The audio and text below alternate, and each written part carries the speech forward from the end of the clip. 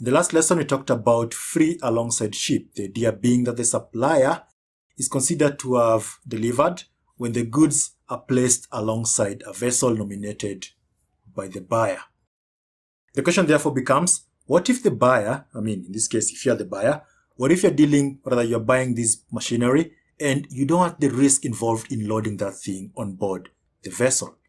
Which term do you use? Well, the answer is free on board. That's the term.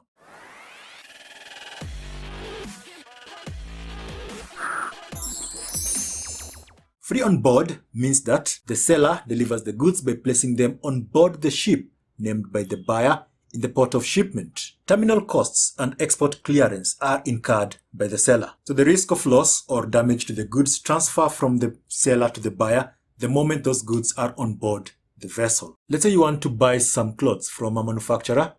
If the agreement is that of free on board, then it means that the manufacturer is responsible for getting the goods safely on board the vessel to be used in shipping. The term is therefore ideal if you're buying heavy cargo, general cargo, basically things that you'd otherwise not have transported using a container.